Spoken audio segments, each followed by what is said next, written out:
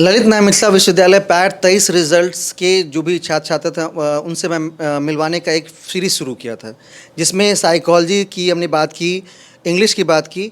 आज हम बात करेंगे हिंदी में ज्योति कुमारी जिनका रिज़ल्ट हुआ था, उनसे हम बात करेंगे कि कैसा प्रिपरेशन उस टाइम की थी, किस तरह से स्ट्रैटेजी फॉलो किया था और तेजस का क्या सहयोग रहा है इनके पैट 23 के रिज़ल्ट में। इन सभी चीज़ों के बारे में बात करेंगे।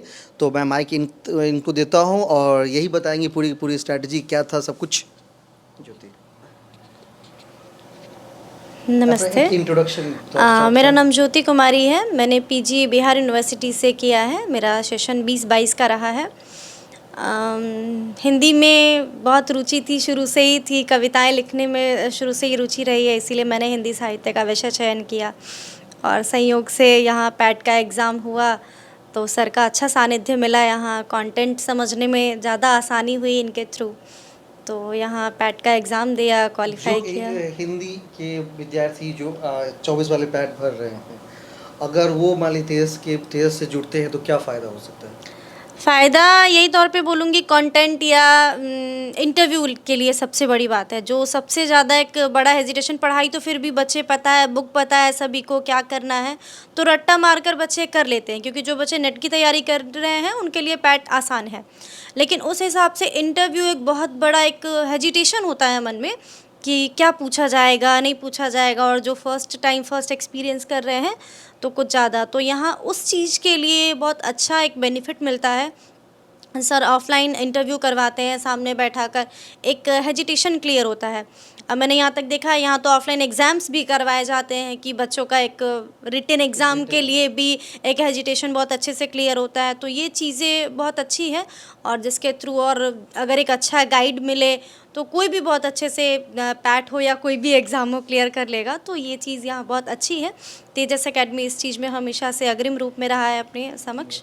एक लास्ट बात, विश्वविद्यालय में किस तरह का माहौल है? विश्वविद्यालय में अच्छा माहौल जाते है। हैं तो बहुत सारे, जैसे आज ही पटना से मुझे कॉल आया था कि सर मैं वहाँ अगर पीएचडी करती हूँ तो कैसा रहेगा, तो मैंने बोला कि इसलिए एक स्टेटमेंट, एक विश्वविद्यालय का माहौल कैसा है, लाइब्रेरी? नहीं, बहुत ही अच्छा। लाइब्रेरी की भी बात करूँ, मैं खुद लाइब्रेरी मैंने ज्वाइन की है, रेगुलर कर भी रही हूँ।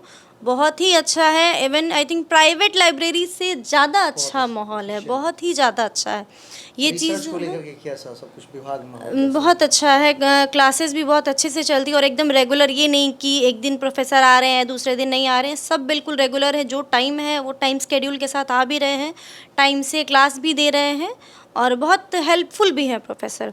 बहुत हेल्प भी करते हैं। कोई चीज़ पूछो तो वो क्लास के बाद भी बताते हैं, रुक कर ऑफिस में जाकर भी हम लोग बात करते हैं तो वो भी बताते हैं। तो ऐसा कोई माहौल की बात करें तो हिंदी वाले विद्यार्थी के लिए क्या कहेंगे?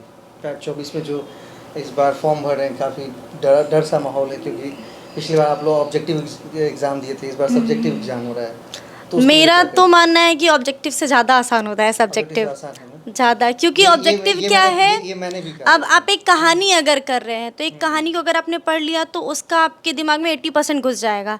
लेकिन अगर उसी में से कोई चीज़ एकदम डीपली एक ऑब्जेक्टिव पूछा जाए कि उस कहानी का पात्र ये संवाद बोल रहा था, ये किसने बोला है, तो वो एकदम से नहीं ध्यान आता है। लेकिन पूरी कहानी अगर आपने पढ़ी है तो उसका सारांश आपके दिमाग में आ जाता है, और सारांश आप लिख रहे हैं तो आपका सब्जेक्टिव, आपका 10 में से 5 नंबर आपको कोई नहीं छीन सकता है। तो ऑब्जेक्टिव के हिसाब से मैं अपना पर्सनल अगर बताऊं तो सब्जेक्टिव ज़्यादा इजी है।